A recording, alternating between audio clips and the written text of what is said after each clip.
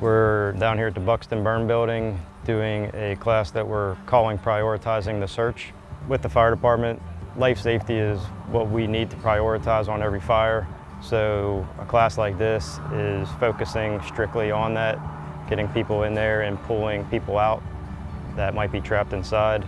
We are lucky to have a couple very experienced firefighters from the Hampton Roads area that volunteered to come down here and teach us, help us out this weekend.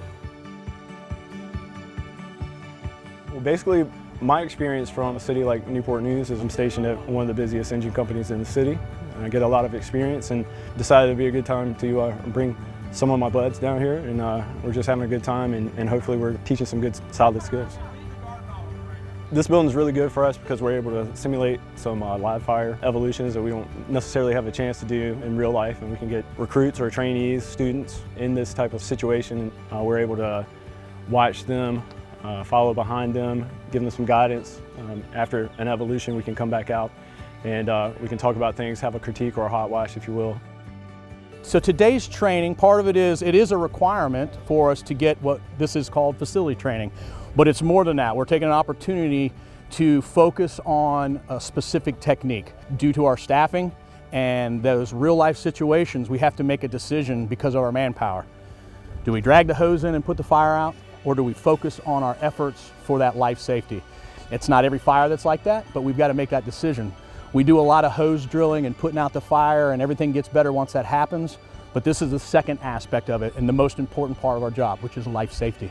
So if we get that call and we got people are trapped inside and we've got the owners outside saying they have somebody in there and they can tell us exactly where they're at, we have an opportunity to employ a technique that's called VEIS, which stands for Vent, Enter, Isolate, and Search.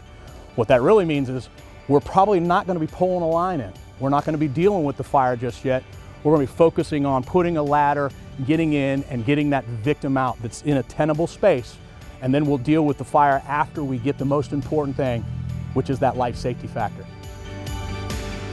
This building allows us to get the real smoke and real fire, and it's something that we really can't simulate anywhere else but down here. They have to actually go in there and search in some conditions where it's very difficult for them to see, and it's not comfortable to stay in there very long. So another aspect of this, it's basically a simple front porch drill. That's getting our protective measures on so we can go in. We're trying to reinforce that everything we do out here, it's not our time. It's the person we're going in time.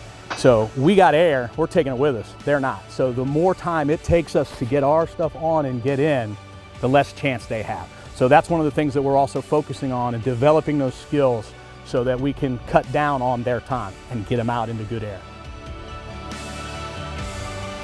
So we have, I believe, 8 separate departments in Dare County being represented this weekend, which is nice. It gives us a chance to work with some other people. We see each other on scenes, but it might not be very often that we get to work together.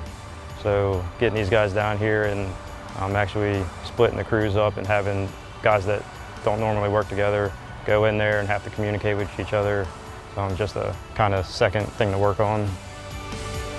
You know, given that our first priority is life safety, and to come when you need us, hopefully we'll be able to get in and save you. This is a great opportunity to get people in there and build their competencies as well as their skills.